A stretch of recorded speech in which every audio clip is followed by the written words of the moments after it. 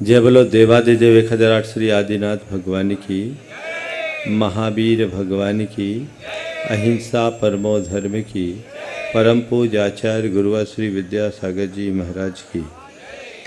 पूज्य मुनि श्री 108 प्रमाण सागर जी महाराज की, मुनि श्री 108 निर्वेद सागर जी महाराज की। आज का दिन टीटी नगर दिगंबर जैन मंदिर के इतिहास का एक स्वर्णिम दिन बन गया।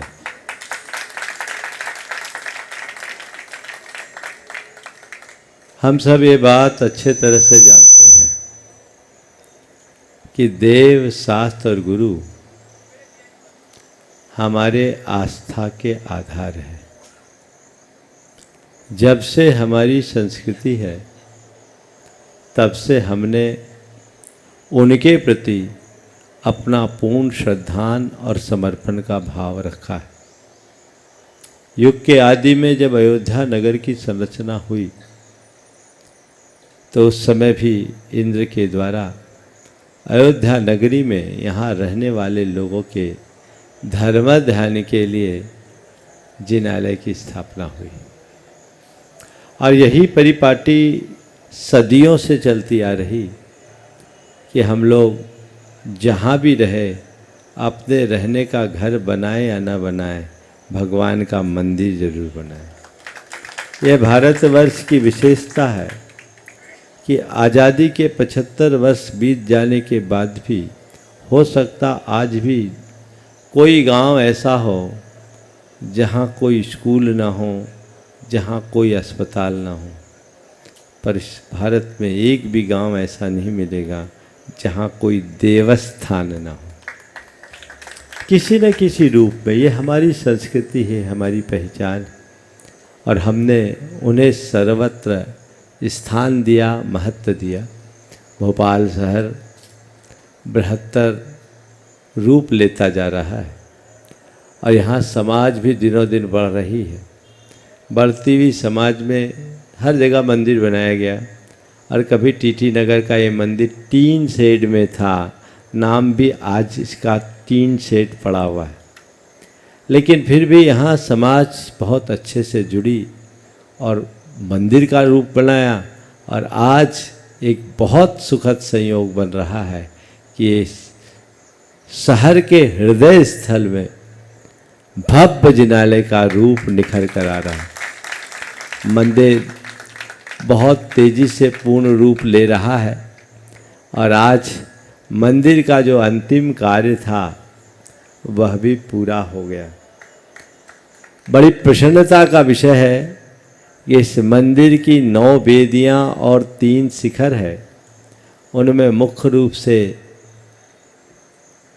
4 परिवारों की भागीदारी में, बल्कि 5 परिवारों की भागीदारी में सारा काम हो गया।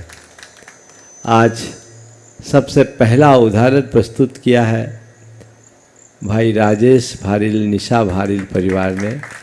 उनके पुत्री नेहा और पुत्र रौनक और पूरा परिवार, जिन्होंने एक ओर के संपूर्ण जिनालय के निर्माण का पुण्यार्जन किया, जिसमें 3 वेदी, 3 भगवान और उसका शिखर। उनके सौभाग्य की जी भर करके सबको सराहना करना चाहिए। दूसरी ओर का सौभाग्य प्राप्त किया बाएं ओर के वेदी, 3 वेदी, 3 शिखर, 3 वेदी, 3 भगवान और शिखर संपूर्ण जिनालय का वो सौभाग्य प्राप्त किया सुनील रंजना राजहंस परिवार। एक बार उनके पुण्य की सराहना करिएगा।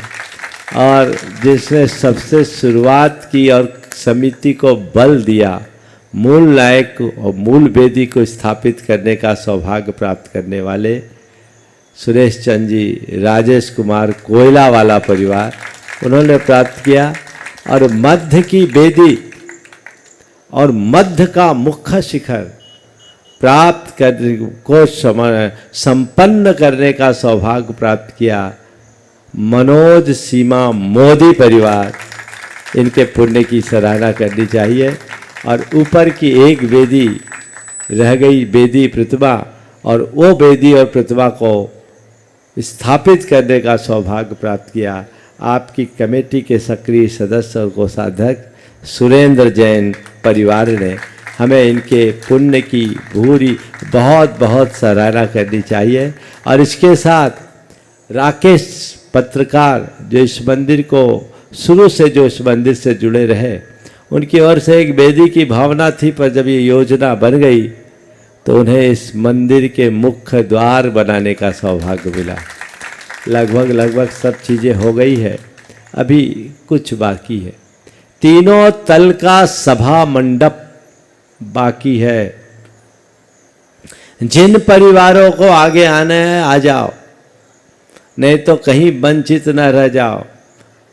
हाथ उठ जाने के बाद हाथ में कुछ नहीं आता। अभी भी 3 परिवार को ये सुअवसर मिल सकता है अलग अलग तल के सभा मंडप का, और चाहे तो और आगे भी ये सौभाग्य सबको प्राप्त हो सकता है। जो भी परिवार इसमें अपनी सहभागिता सुनिश्चित करना चाहते हैं जल्दी समिति से संपर्क कर ले। व्यक्ति बहुत पैसा कमाता है लेकिन एक दिन सब छोड़ के चले जाता है। ऐसे कार्य में वही लगा पाता है जिनका भवितव्य अच्छा होता है। गुरुदेव ने एक बार कहा था कि धन पाना कदाचित पुण्य का योग हो सकता है, लेकिन उसका सदुपयोग पुण्य का फल है।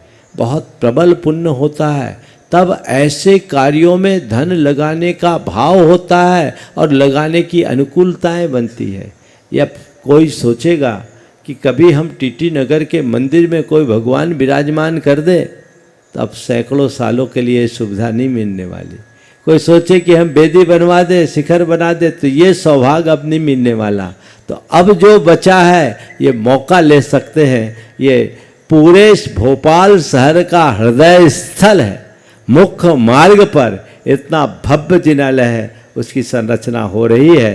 तो इसके लिए अभी जिनको अपना अवसर लेना है लीजिए। अभी जब मुझसे कहा, कुछ लोगों ने कहा महाराज हम लोग कुछ छोटा छोटा सहयोग देना चाहते हैं, तो हमने कल भी कहा था कि बड़े बड़े शिलाखंड रखने वाले बानरों के साथ गिलहरी का भी सत्कार होना चाहिए। तो जो भी है, जिस रूप में भी है, अपना योगदान देना चाहते हैं वो दें। और मैं तो ये कहता हूँ इस मंदिर के निर्माण में विशेष सहभागी के रूप में यदि आप मंदिर निर्माण के मूल स्तंभ बनना चाहते हैं तो एक राशि मैं बता देता हूँ, बता दूँ। 5,55,000 रुपये की जो भी राशि दे, कमेटी ऐसा सुनिश्चित करे उनका उल्लेख मंदिर निर्माण के मूल स्तंभ के रूप में कर दे, और जितने लोगों को जोड़ा जा सके जोड़े। कम राशि वाले का भी आप सम्मान करें, लेकिन अंकन करने के लिए एक सम्मानजनक राशि होनी चाहिए। अभी भी भाव है, जिन लोगों का मन इस मंदिर से जुड़ा हुआ है, इस सभा में भी यदि किसी का मनोभाव है वो अपना हाथ ऊंचा कर सकता है या समिति से संपर्क कर सकता है। आज शाम का शंका समाधान का कार्यक्रम यही है, आपको उसका लाभ मिल सकता है। आज ये कार्य पूरा हुआ है। अब कमेटी की जिम्मेदारी है कि इस मंदिर को शीघ्रातिशीघ्र भव्य स्वरूप प्रदान करे। हालांकि तत्परता से लगे हैं आपके आर्किटेक्ट चंद्रशेखर जैन, जो गुणायतन के आर्किटेक्ट है, बहुत ही रुचिपूर्वक और बहुत कलात्मक ढंग से इस मंदिर को सज्जित करने में अपनी भूमिका निभा रहे हैं। और जो कारीगर और ठेकेदार है वो भी बहुत अच्छे हैं। कमेटी तत्परता से काम कर रही है। आगे का द्वार भी खोलेंगे। हाँ, आगे का द्वार भी खोलेंगे। हाँ, मैं बता रहा हूँ। इसके साथ ये तो मंदिर का है ही, लेकिन मैं कमेटी को कहना चाहता हूँ, सरकार ने स्मार्ट सिटी के नाम पर पूरे भोपाल का पुनरुद्धार कर दिया। तो स्मार्ट सिटी के भीतर रहने वाला मंदिर भी स्मार्ट सिटी जैसा दिखना चाहिए। अभी जब आप खड़े होते हो सड़क पर तो ये जो बिल्डिंग बनी हुई है पूरे मंदिर को ढकती, इसे हटाना है। अच्छे आर्किटेक्ट से बात करके इसका बढ़िया एलिवेशन बनाओ।